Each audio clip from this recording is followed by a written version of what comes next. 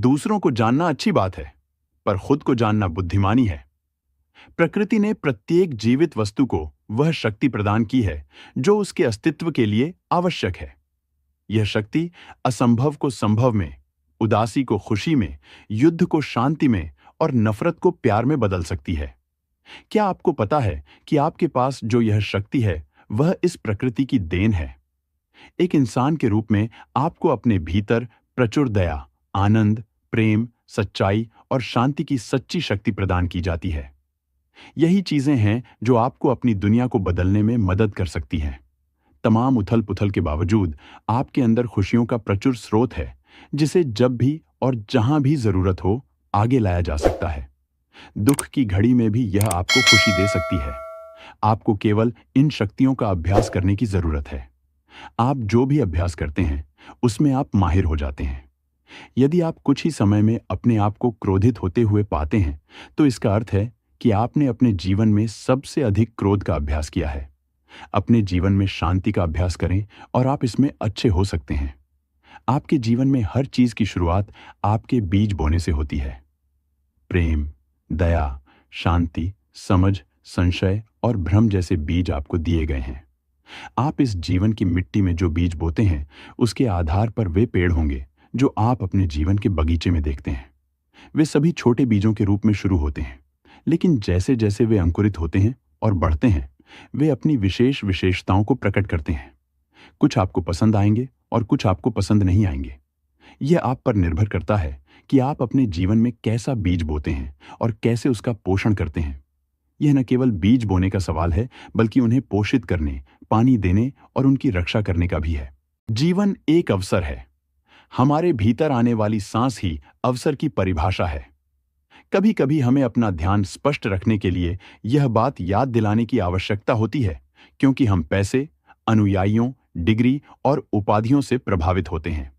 इसके बजाय दयालुता, अखंडता, उदारता और विनम्रता से प्रभावित होना चाहिए। यह वास्तविक और व्यावहारिक होना चाहिए। हम अक्सर चीजों को परिस्थितियों, लोगों और विचारों पर काबू पाने के नजरिए से देखते हैं। इसका मतलब है कि कोई जीतने वाला है और कोई हारने वाला है। लेकिन जब हम खुद पर विजयी होते हैं, तो कोई नहीं हारता। यह केवल एक जीत की स्थिति है। अगर जीवन एक लॉटरी है, तो हम सभी के हाथ में जीत का टिकट होता है, और यह मानवता और शांति की ओर एक कदम होगा। तरह तरह की खबरें छपती हैं। इनमें सबसे ताजा खबर और सबसे जरूरी खबर और सबसे श्रेष्ठ खबर यह है कि तुम जीवित हो। जिस पृथ्वी को भगवान ने बनाया, जिस पृथ्वी पर आपका जन्म हुआ, उसकी कोई कदर नहीं है। सब स्वर्ग के सपने देखते हैं।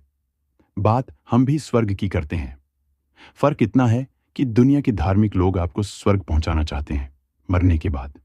हम बात करते हैं जीते जी की। हम कहते हैं कि जीते जी मुक्त हो जाओ, मरने के बाद क्या होगा किसी को नहीं मालूम।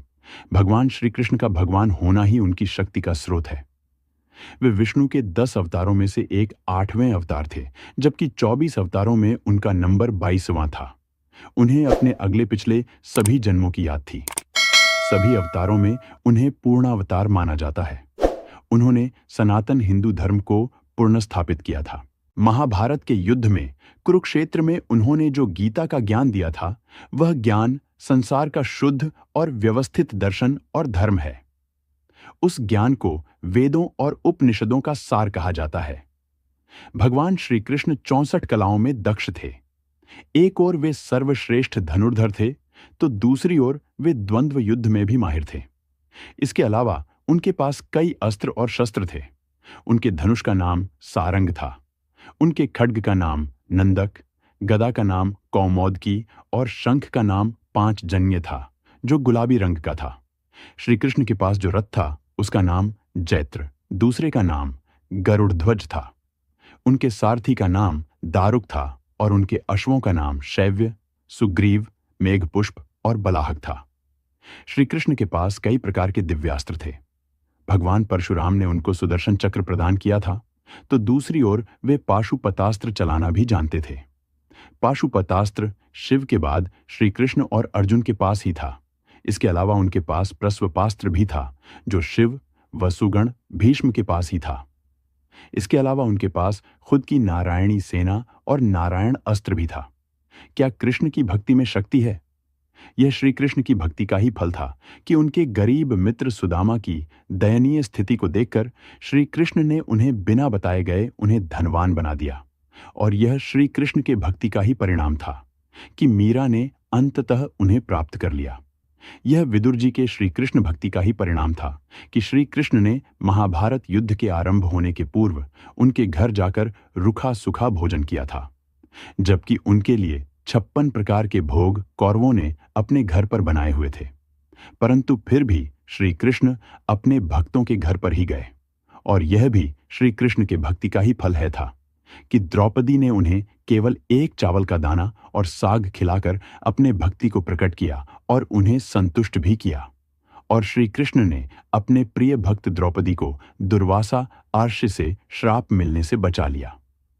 ऐसे कितने ही उदाहरण और कितने ही प्रकरण हैं जो यह सिद्ध करने के लिए पर्याप्त है कि श्री कृष्ण की भक्ति में कितनी शक्ति है। बदलते जमाने के साथ लोगों का रहन सहन तो बदल ही रहा है, साथ ही जीने का तरीका भी बदल रहा है।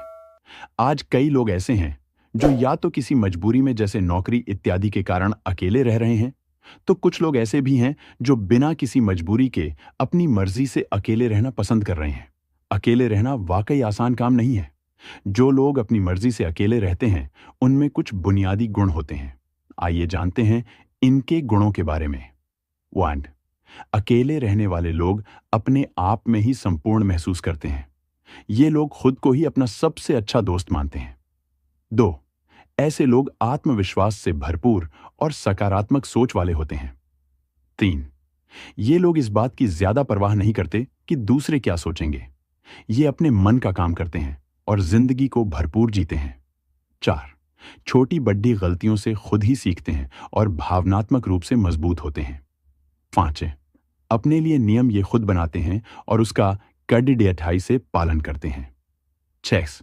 ये लोग खुले विचारों के तो होते हैं लेकिन अपने नैतिक मूल्यों से समझौता नहीं करते। अनुशासित रहकर अपनी दिनचर्या व्यतीत करते हैं। 7.